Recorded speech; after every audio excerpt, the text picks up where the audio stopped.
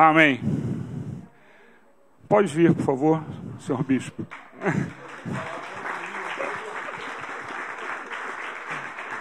O bispo hoje me deu um susto.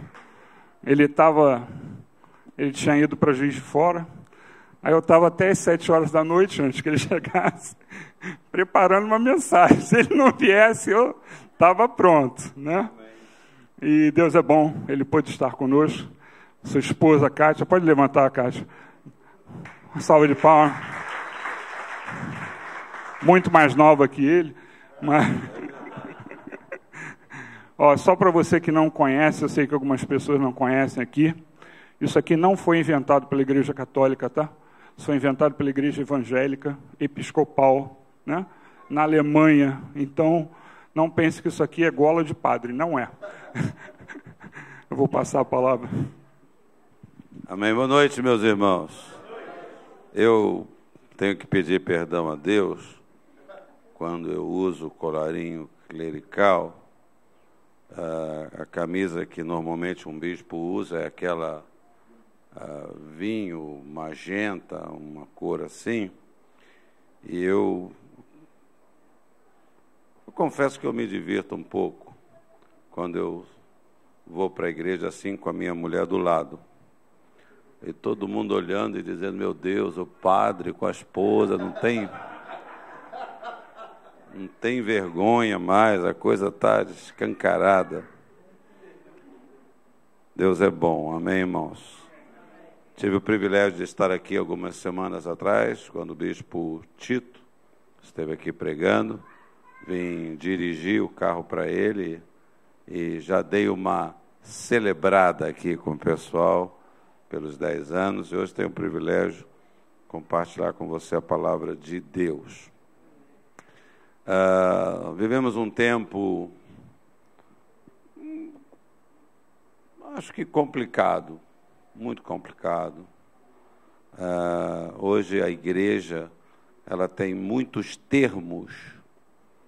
Antigamente, quando eu me converti, bastava ser crente, salvo pela graça, ter certeza da salvação e ser testemunha de Jesus. Hoje, as explicações, as definições são muito variadas, né? Hoje nós temos os que são evangélicos, os que evangélicos acreditam significam uma outra coisa, e aí sou cristão, aí tem os reformados. Então vivemos um tempo de, estranhamente, me parece, muitas dúvidas. Ao invés de termos mais certezas, parece que ficamos mais confusos. Afinal de contas, o que eu sou? Afinal de contas, o que a minha igreja é? Eu confesso para vocês que eu estou assim bastante cansado e irritado de ter que definir essas coisas. Quando alguém me pergunta, mas bispo, o senhor é isso, é aquilo, é arminiano, é calvinista? Eu digo, olha, eu sou crente flamenguista e avô da Giovana. Então, nós temos que nos perguntar o que nós estamos fazendo na nossa pregação e na nossa prática de vida com a simplicidade do Evangelho. Confesso que tenho sido muito abençoado nesse tempo, que não entenda a minha terminologia, eu tenho voltado muito e me limitado muito a Jesus. O que Jesus falou, o que Jesus fez, o que Jesus ensinou, o Evangelho, isso basta. Temos tudo que o Senhor nos deu. Me parece que com isso tudo que eu estou resumidamente falando com você, por exemplo, talvez a pessoa mais importante, ela está se tornando talvez até uma pessoa desconhecida, que é o Espírito Santo. Tanta confusão, não é? Então eu quero aproveitar aqui o meu exemplo, que é Jesus, e falar sobre Jesus. E se você tem uma Bíblia, abra no Evangelho de Lucas, capítulo 4. Eu leio do verso 14 ao verso 21.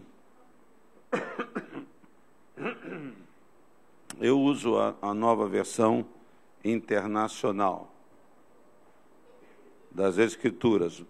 Lucas 4, do 14 ao 21, que diz assim: Jesus voltou para a Galiléia no poder do Espírito, e por toda aquela região se espalhou a sua fama. Ensinava nas sinagogas e todos o elogiavam. Ele foi a Nazaré, onde havia sido criado, e no dia de sábado entrou na sinagoga, como era seu costume, e levantou-se para ler. Foi-lhe entregue o livro do profeta Isaías, abriu-o e encontrou o lugar onde está escrito: o Espírito do Senhor está sobre mim, porque ele me ungiu para pregar boas novas aos pobres.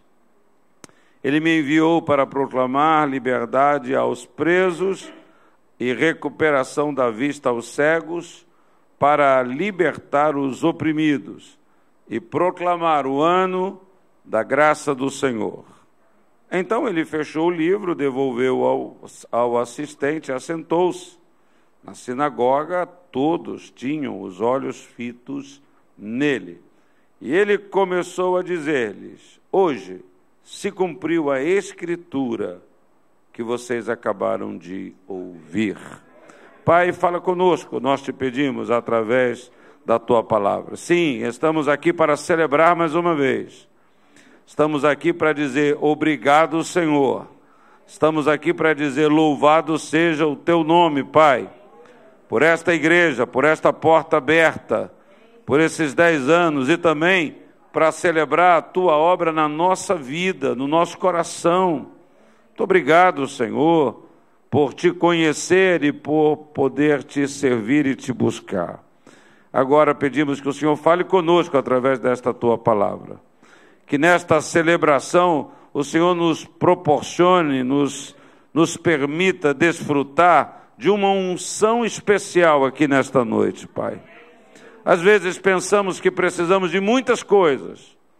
Quem sabe aquilo que eu e meu irmão precisamos é apenas que o Senhor derrame da sua presença, do seu poder, do seu Espírito. Que o Senhor venha nos ungir nesta noite, Pai, para o louvor da sua glória. É minha oração em nome de Jesus. Amém. Graças a Deus. Geralmente, quando a gente lê a palavra de Deus, é uma frase, é um pensamento que captura a nossa atenção, que nos leva, nos prende numa meditação. Eu confesso que me chamou bastante atenção aqui, eu não li, mas foi o versículo 13, que está no contexto. Eu comecei a ler versículo 14, que após ser tentado durante 40 dias e 40 noites, diz o texto que o diabo o deixou. Só que o versículo 13 diz: o diabo o deixou até ocasião oportuna. Isso me despertou a minha atenção. Às vezes a gente tem certas lutas, certos embates, não é? E aí nós vencemos. E aí nós saímos do deserto. Aí nós saímos da tempestade. O nosso mar se acalma. E aí nós damos uma relaxada. Graças a Deus, poxa, vitória. O diabo está vencido, aí, está vendo? Só que essa palavra aqui é no sentido de nos deixar atentos. Olha, o texto está falando de Jesus. Nós está dizendo que o diabo deixou Pedro, deixou João, diz que o diabo o deixou até ocasião oportuna. Pois, na verdade, irmãos, o diabo não desiste de nos atacar, ele não desiste de nós.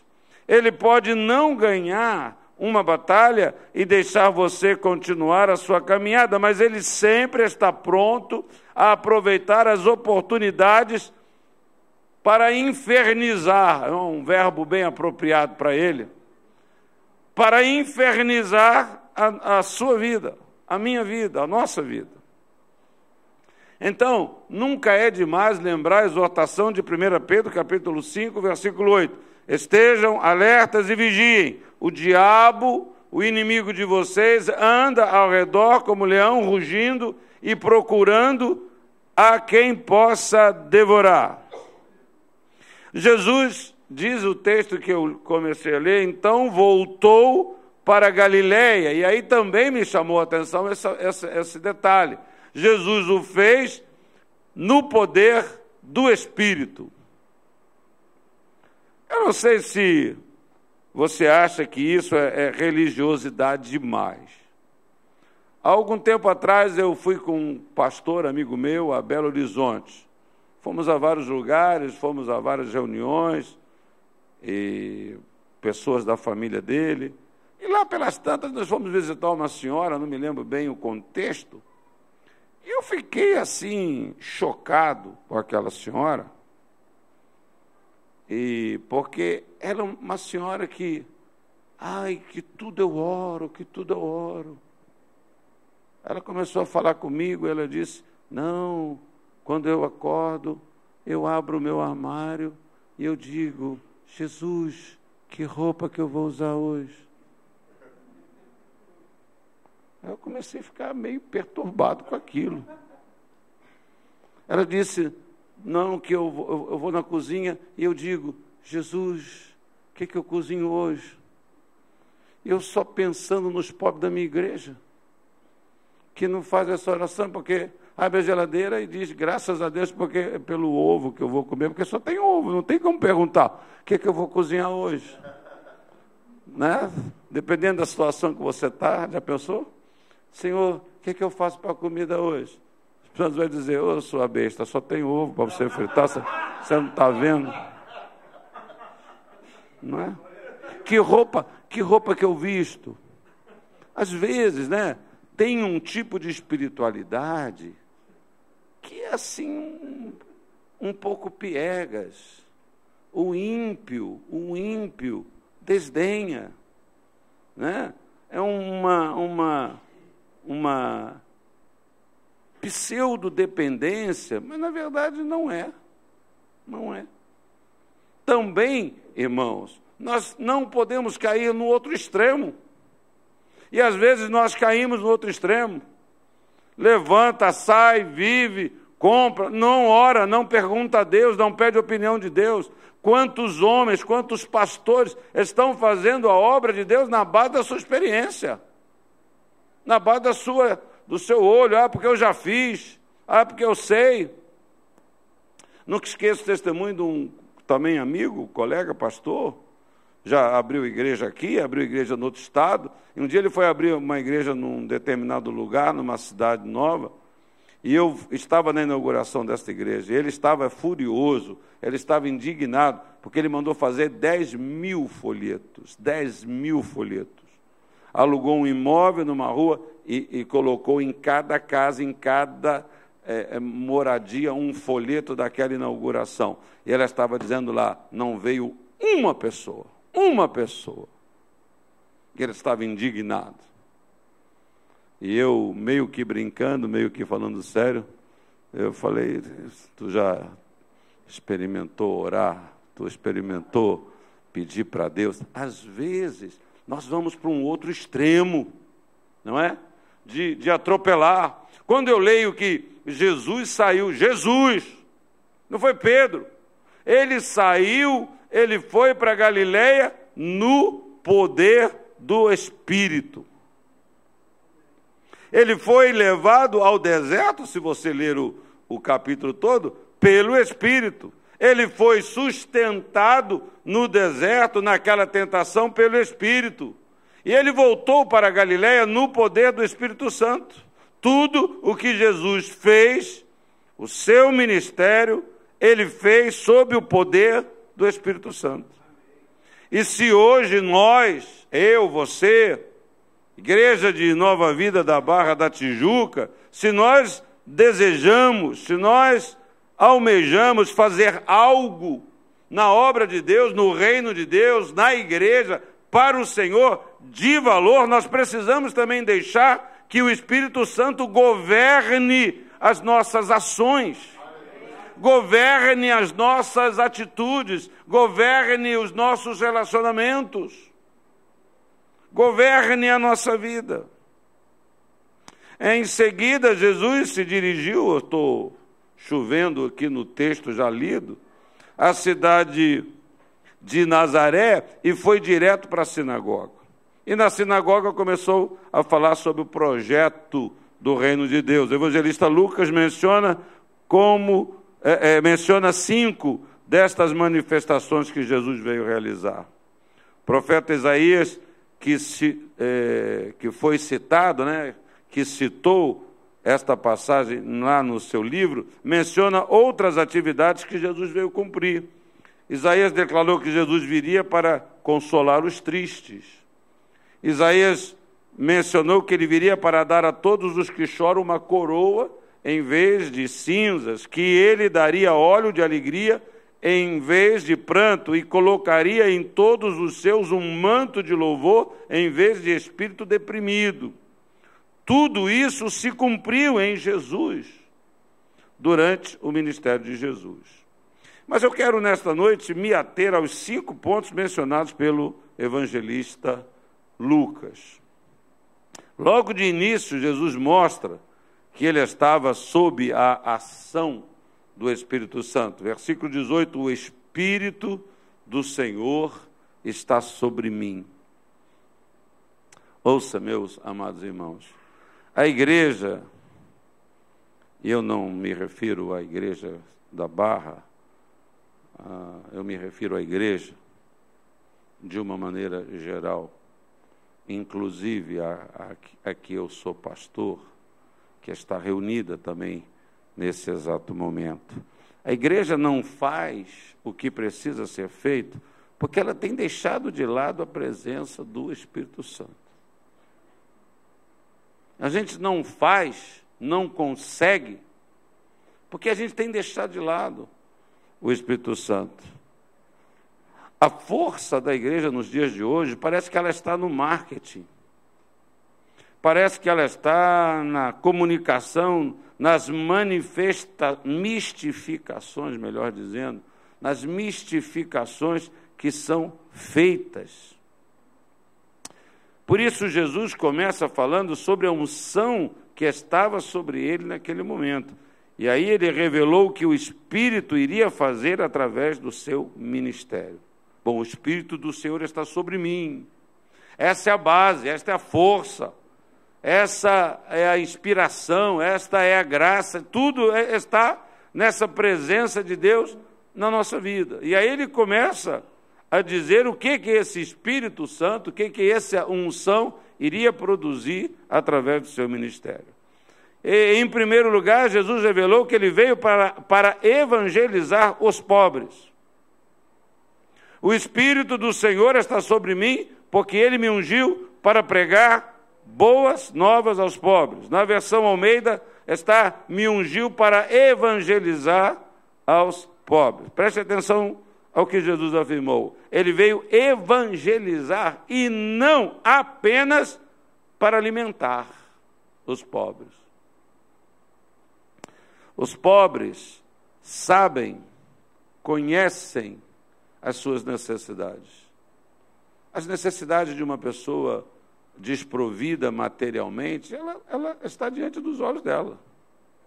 O que ela não sabe, talvez, é de uma outra pobreza que ela precisa também ser cuidada na sua vida, ser saciada na sua vida, ser atendida na sua vida. É uma pobreza que não adianta e não é sanada, não é eliminada com alimento, com comida, com cesta básica. É uma pobreza que é tirada, que ela será liberta através da evangelização. Ele veio evangelizar. Nós sabemos, você que é crente, que Jesus multiplicou pães mais de uma vez, que Jesus operou toda sorte de milagres, que Jesus curou. Ele nos deu essa ordem. Você está atento à ordem de Jesus? Se alguém bater na sua porta e te pedir pão, e se você tem pão e não dá, que isso é um pecado. Vivemos um tempo complicado, né? Mas nós não podemos arrancar os valores da Bíblia. Nós temos que nos aplicar a fazê-los, não é? Tem uma palavra, certa feita eu preguei sobre anjos, e na igreja, tem algum tempo, eu preguei sobre anjos, eu comecei a dizer que um período da minha vida, eu orei sistematicamente para Deus mandar um anjo para mim. Eu orei intensamente. Eu achava que eu estava mal, Deus era maravilhoso, Deus estava falando, mas eu não conseguia ouvir. Deus estava falando, mas eu não conseguia pegar, e aí eu comecei a ver que Deus mandou anjo para um, anjo para outro, e eu encasquetei que a solução seria Deus mandar um anjo para mim, e eu pedia para Deus, Senhor, manda um anjo. Eu orei, eu pedi, eu clamei, na minha pregação, eu criei um clima com aquilo tão grande, e eu falei assim, irmão, sabe o que aconteceu? Aí os irmãos, fala logo. Eu disse, nada. Não mandou anjo nenhum, não vi anjo nenhum, não sonhei com nada disso. E aí perguntei se alguém já tinha recebido a visita de um anjo e se alguém queria. E aí eu comecei a pregar para aquele povo, dizendo, olha, se você quer realmente, se nós como igreja queremos realmente ter uma experiência com anjos, nós temos que nos tornar um agente, um povo hospitaleiro. Porque é o que diz a Bíblia. Muitos receberam anjos sem saber que eram anjos. Serviram uma comidinha para eles, deram um pãozinho com mortadela, né? Uma coquinha diet, para ver se não sei se é anjo, para ele não engordar. Deram, e era anjo. E nem sabia. Aí eu disse, por isso que hoje nós, para aquele povo naquele momento, por isso que hoje nós vemos poucos anjos, porque nós temos deixado de ser hospitaleiros. Não é verdade? Falta hospitalidade na igreja. Não nessa, mas na minha lá, que eu sou pastor, falta hospitalidade entre os irmãos. Né? Entre os irmãos. Uma igreja maior tem muitas complexidades. Né? Muitas complexidades. Uma vez atendi uma irmã, muito tempo na igreja, muita família. Lá em Caxias tem muitas famílias. Os irmãos, os sobrinhos, a mãe, o pai, as noras. Então, mas elas tiveram um problema lá. Todo mundo mora na vila, né? Aqui na Barra tem vila? Não tem vila. Mas o pessoal lá mora na vila. O terreno era do vovô, aí o vovô morava lá no fundo, aí deu a laje para um filho, aí todo mundo lá tem muito filho. Não tem Netflix, não tem net, não tem internet, não tem nada, era só filho. Era filhonete, todo mundo tinha muito filho. E aí era laje, morava todo mundo, aí o povo cresceu, os netos, aí começou um monte de confusão. E aí ela veio falar comigo, não, problema com a minha irmã. Mas, ô bispo, graças a Deus, me falou ela, eu já perdoei.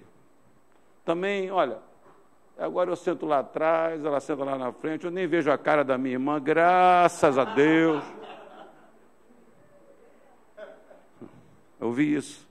Aí você está pregando, para você amar. Aí você está na ceia, imagina na ceia, o pastor está lá, ô Jesus, manda fogo nesse povo. E o povo, não se fala. Não, lá é fácil de resolver. Né? Feliz você que frequenta esta igreja, enquanto ela ainda é uma igreja de um porte pequeno, porque não adianta, não tem como você se esconder, você tem que resolver tudo com o seu irmão. Você tem que abraçar, você tem que perdoar, você tem que fazer as pazes, né? Não use a alternativa de sumir, não é? Desse lado, talvez lá tenha uma vantagem, que o cara não precisa ir embora, ele vai para a galeria, nunca mais eu abraço o irmão que está lá embaixo. Não é? Mas, e como que a vida vai? Como que a fé vai? E aonde está o Espírito Santo nisso? Então, o Espírito do Senhor está sobre mim, para evangelizar os pobres. Os pobres sabem as suas necessidades. Hoje a pobreza tem dimensões diversas, irmãos, não somente pobreza material, mas há outros tipos de pobreza que têm predominado na vida de muitas pessoas. O número de pessoas pobres, emocionalmente falando, é muito grande. Há uma pobreza espiritual, eu não vou ter tempo de ler, você pode ler 1 Coríntios 3:1 depois. Há uma pobreza espiritual que Paulo chama de crentes carnais. Chama essa pobreza de carnalidade.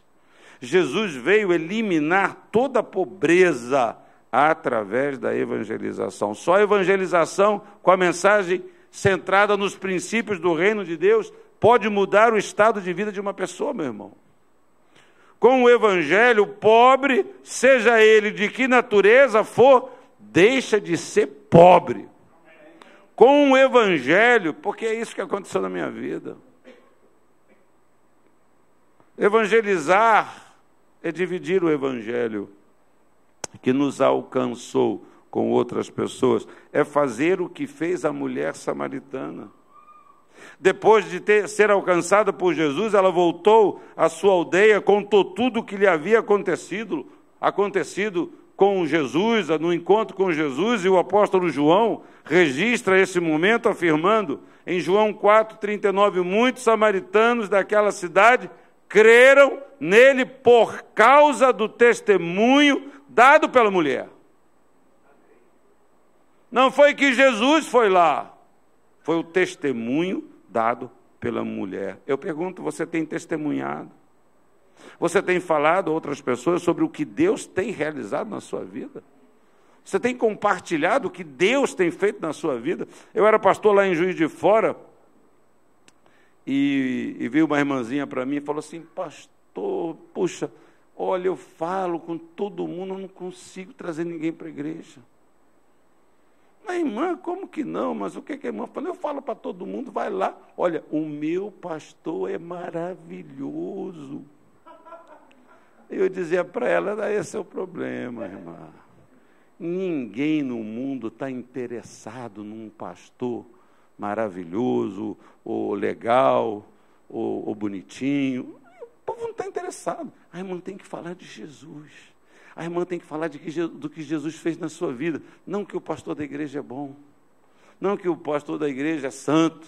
Porque isso não é o que transforma a vida de ninguém, não é? Não há nenhum poder nisso. O poder está no nome de Jesus. Está na obra de Jesus na sua vida.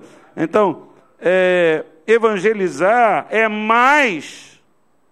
A igreja que eu sou pastor, toda sexta-feira distribuímos folhetos, todo primeiro domingo do mês distribuímos folhetos na nossa circunvizinhança. Eu já perdi, eu não sei nem, nós imprimimos, mandamos imprimir 10 mil folhetos, eu acho que de 2 em 2 meses, de 3 em 3 meses. Você faz a conta, eu estou lá em Caxias, vou fazer 20 anos, você faz a conta quantas toneladas de papel a gente já imprimiu. Então, não estou dizendo que não devemos fazer isso, eu estou dizendo que evangelizar é mais do que distribuir alguns folhetos, mais do que distribuir alguns prospectos da igreja. Evangelizar é viver o que a palavra de Deus diz que nós temos que viver. As pessoas ouvem mais o tipo de vida que vivemos do que qualquer outra coisa que oferecemos a ela. Elas ouvem mais a sua maneira de viver, a sua prática de vida. Jesus, cheio da unção do Espírito Santo, veio proclamar libertação aos cativos. Ainda no versículo 18, ele me enviou para proclamar liberdade aos presos. A versão Almeida, liberdade aos cativos. Presos e cativos apontam, obviamente, numa direção. O significado aqui vai além do que nós imaginamos ou pensamos numa prisão. Jesus não está falando literalmente de pessoas presas por algum tipo de delito cometido, pessoas que praticaram um mal social, roubaram, feriram, agrediram, agora estão pagando pelos seus pecados numa prisão, numa cadeia. Não, ele fala das prisões emocionais que têm privado muitos de viverem uma vida sadia. Querido casal da igreja, que eu sou pastor, se esfriaram, problemas, se afastaram, se afastaram. Bom, agora, problema complicado, problema grave, a esposa traiu o marido. Ontem eu gastei uns 40 minutos no telefone com ele, dizendo da prisão que a sua esposa está, com medo de tudo, com medo de sair, com medo de ir na rua. Sai e acha que todo mundo olha para ela como quem diz: você é uma traidora, você é uma adúltera, precisa de N ajuda. Quantas pessoas, meus irmãos, estão vivendo prisões emocionais terríveis na sua vida? Por exemplo, você sabe, obviamente, imagino que os irmãos sabem o que é uma fobia, não é? Fobia vem de uma palavra grega chamada phobos, cujo significado é medo. O número de pessoas que sofrem, o número de fobias hoje é incalculável. O número de pessoas que sofrem de claustrofobia é assustador. Tem alguém que sofre de claustrofobia aqui? Outro dia eu e minha esposa fomos para a igreja, entramos no elevador. Eu não sou. Sou não. Entramos no elevador, moramos num prédio de 3 andares, moramos no 3º andar, poucos apartamentos, é uma raridade você encontrar um morador no elevador, sabe, esses prédios pequenos. Bom, o elevador fechou, ficou parado, não saiu. Deu uma pequena descidinha e trancou e parou. Não faltou luz, não apagou a luz. E aí a minha esposa começamos a bater na porta, alô, alô, apertamos o botão, mas 5h30 o porteiro já tinha ido embora, não tinha zelador no prédio. Aí você sabe como é que é isso? Alô, alô, alô. 30 segundos depois, alô, alô, vai aumentando. E a vizinha lá, tal, agora não sabia, você deve saber que não pode mais ninguém abrir a porta do elevador, não sei se você sabe disso, não. Só bombeiro ou assistência técnica do prédio, ou funcionário da empresa do elevador. Então, agora no elevador tem o telefone dos caras, inclusive, aí liga, tal, foram lá. Mas aquilo foi calor, a Kátia sentou, a minha mulher sentou lá no chão do elevador, me chamou para bater um papo, mas eu não consegui relaxar muito com aquilo, não. Comecei a ficar com muito calor, comecei a transpirar, não é? Então, tem gente que, numa situação dessa, ela se descontrola, né? Aquele medo, aquele pavor, toma proporções que levam a pessoa a um descontrole, não é? O número de fobias, eu repito, é incalculável. Você já ouviu falar em ablutofobia? Ablutofobia é medo de tomar banho. Ablutofobia. Você acredita? Não, gente. Você acredita que tem gente que tem medo de tomar banho? Passa na sua cabeça uma coisa dessa? Mas essa é uma fobia catalogada. Eu ia dizer, vira para o irmão do lado e diz assim, eu repreendo. Pense numa esposa com um problema desse, um problema no casamento, um marido com um problema desse. A gente não consegue nem entender, para você é uma doideira, né? Não, mas o banho não vai te matar. Não é? Mas tem pessoas que têm esse problema. Medo de tomar banho. É uma fobia chamada antropofobia. Antropofobia é medo de pessoas. Tem pessoas que têm medo de outras pessoas. Você sabe que muitos vivem sob a opressão de outras pessoas. Tem pessoas que são subjugadas por outras pessoas. Tem pessoas que sofrem disso por causa de pai, por causa de mãe, por causa de problemas na sua casa, por causa de alguém que exerce um controle opressor, uma escravidão. E aí a pessoa desenvolve esse tipo de aversão. Não é? Pessoas é uma má lembrança, é algo que não constrói, que me faz me sentir pior. Não é?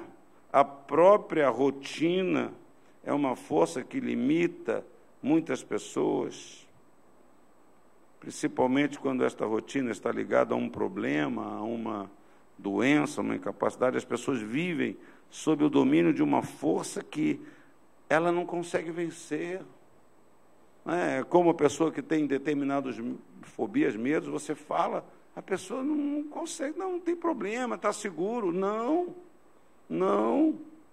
eu vou morrer. Não, por mais que você queira, no seu entendimento, trazer a pessoa à razão, você não consegue. Entra dia, sai dia e nada muda de substancial na vida da pessoa. A Bíblia conta a história de uma mulher que vivia um cativeiro imposto por Satanás. Em Lucas 13:16, diz então esta mulher, uma filha de Abraão, a quem Satanás mantinha presa por 18 longos anos, não deveria no dia de sábado ser libertada daquilo que aprendia. O Espírito do Senhor está sobre mim para libertar os cativos, disse Jesus. Será que essa mulher não devia ser libertada? A versão Almeida diz, a qual há 18 anos Satanás tinha presa. Amados, hoje fala-se muito sobre dependência, tanto de remédios. Todos nós sabemos qual o remédio que causa dependência, não é? Quais são os remédios que causam dependência? São os remédios que têm a tarja preta. Tarja preta, na sua maioria, são remédios que podem causar, provocar e provocam mesmo uma dependência, não é? Uma dependência de remédio, como também dependência de comida, e até mesmo dependência de pessoas, enquanto outros têm a fobia, antropofobia, outros têm essa dependência de pessoas. Há pessoas presas por sentimentos de fraqueza, há pessoas presas por sentimentos de impossibilidade, de incapacidade. Que hoje seja o dia da sua libertação. Sabe o que acontece conosco hoje? É que a gente, às vezes, na igreja, a gente até fica com medo de contar as nossas fraquezas.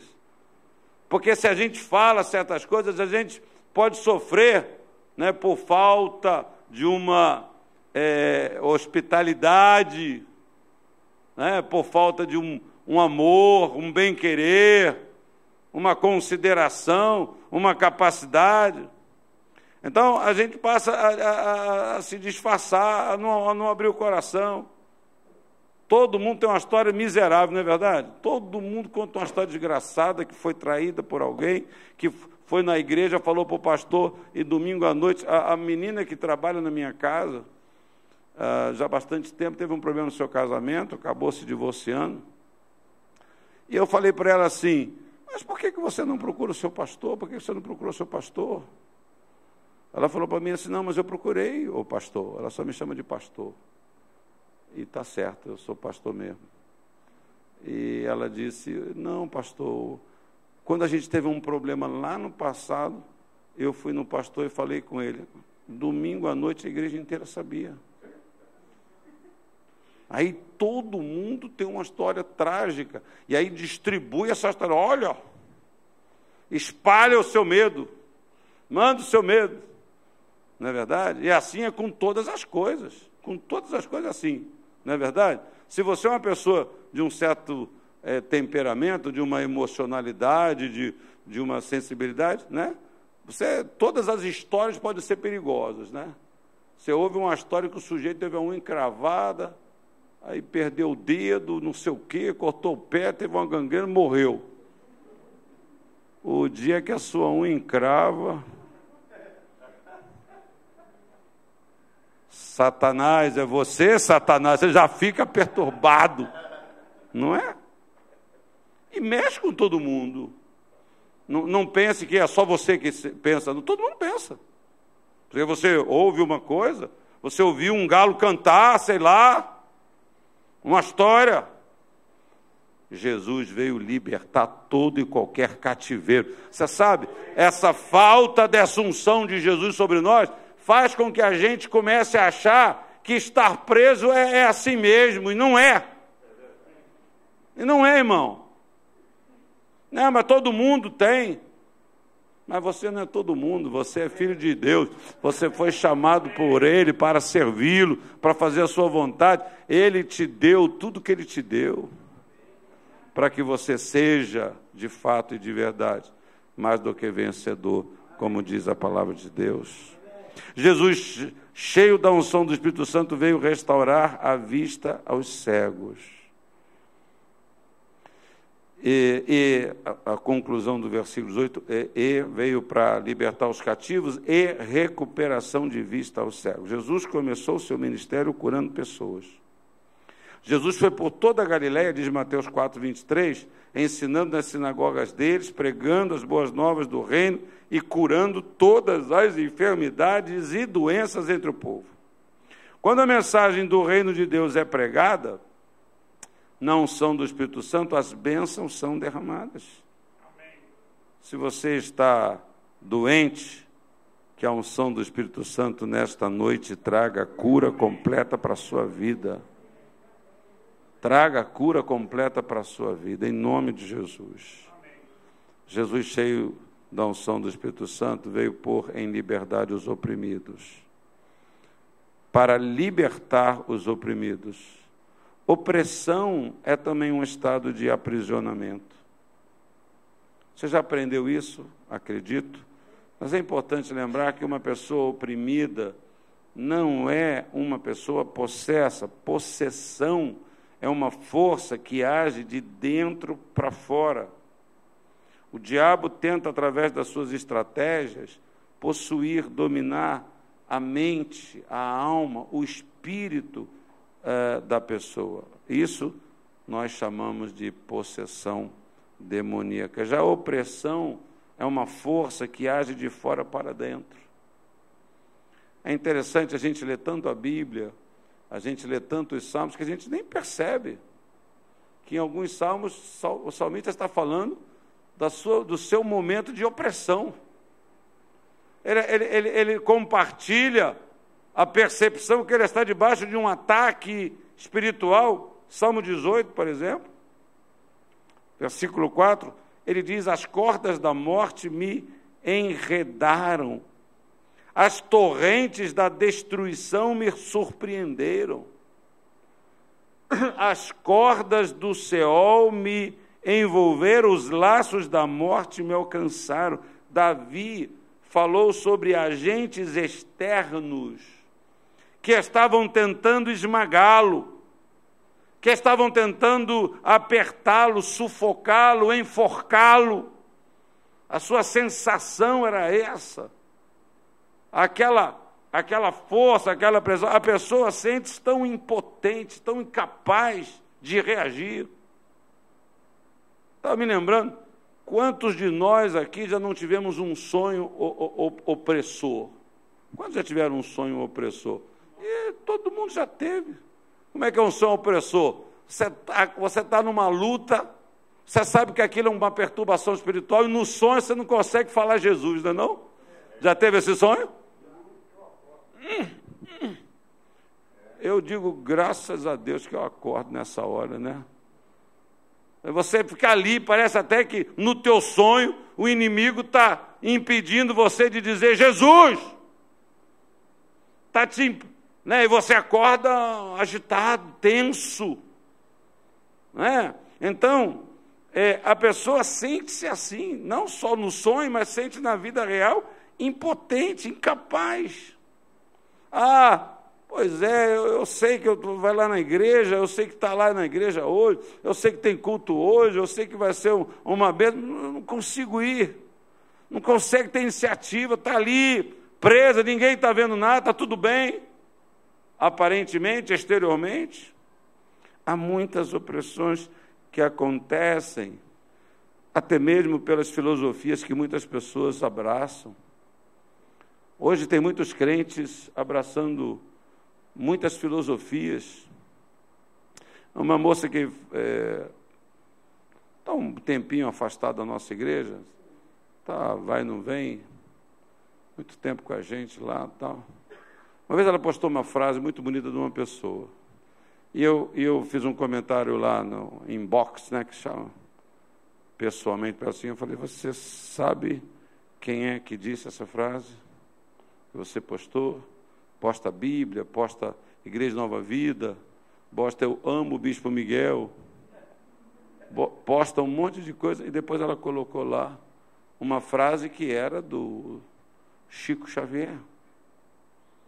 Então, hoje as pessoas fazem uma mistureba, uma misturada danada, né?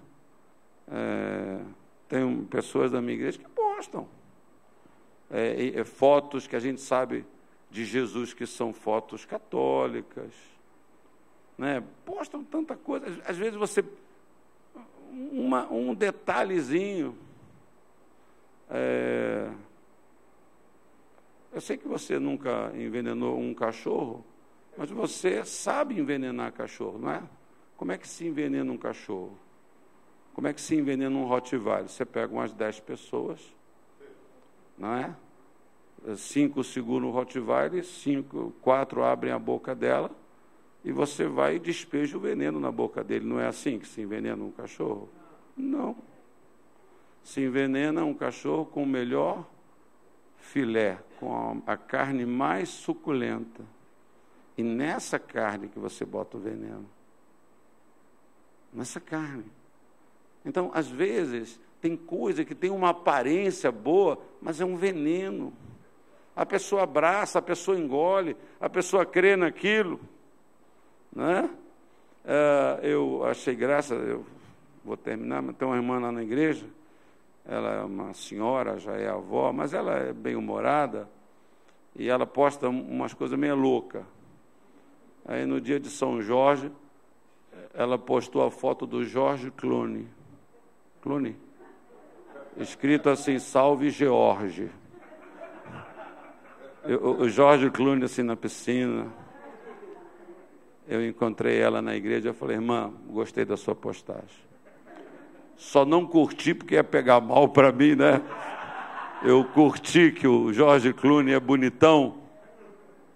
Mas isso é uma coisa mais... Mas cuidado, tem gente, tem crente que está sendo assim preso por causa de uma filosofia que abraça. Tem gente que abraça uma filosofia e nunca mais bota o pé na igreja. Não.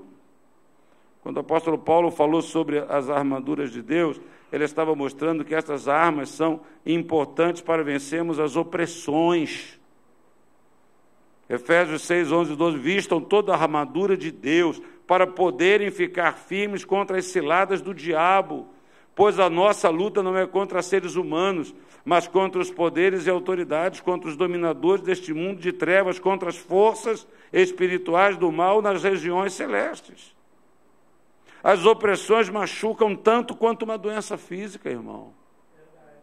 Elas impedem a pessoa de viver uma vida de liberdade, uma vida de alegria. Por isso nós precisamos estar sobre o controle do Espírito Santo de Deus na nossa vida. Por isso que nós precisamos tanto desta unção do Espírito Santo. Jesus, cheio da unção do Espírito Santo, veio apregoar o ano aceitável do Senhor. E eu vou terminar, nosso tempo já passou. O ano aceitável do Senhor, deixa eu fazer uma colocação rápida para você, e proclamar, ele veio proclamar o ano da graça do Senhor na versão Almeida, anunciar o ano aceitável do Senhor. Proclamar o ano da graça tem um sentido de proclamar o ano do jubileu. Nos tempos antigos, de 50 e 50 anos, o povo comemorava o ano do jubileu. O ano do jubileu não era comemorar 50 anos de algum pessoal. Hoje comemora 50 anos, comemoramos os 50 anos da nova vida. Comemora o jubileu da nova vida, o jubileu de ouro, de casamento, jubileu não sei de quê. Não, comemorar o ano do jubileu, de 50 em 50, aquele ano era o ano do jubileu. Isto é, toda a dívida era perdoada. Toda a propriedade era devolvida ao dono original. Todo escravo era libertado. Todos começavam tudo de novo. E eu fiquei pensando e me lembrando da minha conversão. Quando eu aceitei Jesus, foi o meu ano do jubileu. Foi o ano que todas as coisas se fizeram novas, não é isso? Quem foi batizado aqui recebeu o diploma, não é? E os outros irmãos aqui querendo a Bíblia, que vergonha, irmão. Compra uma Bíblia, irmão.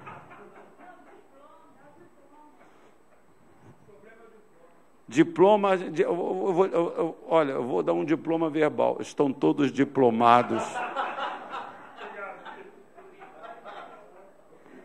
Não, o diploma você faz, diploma, eles merecem. Então, todo escravo era liberto. Texto de Levítico, se você... Há um bom dever para casa. Né? Você lê lá, capítulo 25 do livro de Levítico, fala tudo sobre o ano jubileu. Dá os detalhes do ano do jubileu. Eu fico sempre pensando como que nós precisamos na igreja sempre de um ano de jubileu, de um momento de jubileu, que o jubileu possa acontecer no seio da igreja. Precisamos colocar em prática, para resumir o ano do jubileu, a prática, a virtude do perdão, irmão. Porque o ano do jubileu, a dívida acabava, escravo deixava de ser, era perdão. O cerne do ano do jubileu era o perdão. As dívidas eram perdoadas, os cativos eram livres, se dava um reset, um re8, re9, re7, dava um re12. Irmãos, precisamos colocar em prática a virtude do perdão. Precisamos vigiar para não sermos um povo que falamos muito de perdão e praticamos pouco perdão. Não é? Precisamos devolver a quem de direito o que não nos pertence. Precisamos libertar aqueles que prendemos em razão de um desencontro, de uma diferença e de outras situações que acabaram nos separando daquela pessoa. Precisamos começar tudo de novo. Que esta unção traga para você, para cada um de nós, para cada membro da Igreja de Nova Vida da Barra da Tijuca, um novo tempo. Um novo tempo. Um tempo diferente de verdade. Que a tua vida verdadeiramente seja transformada pela presença do Espírito Santo em seu viver.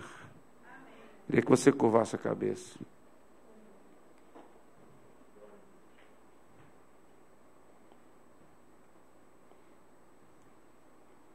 Aleluia. E eu quero fazer uma oração, antes de entregar a palavra ao pastor Vanderlei. Eu vou convidar meus amados irmãos a se colocarem de pé comigo.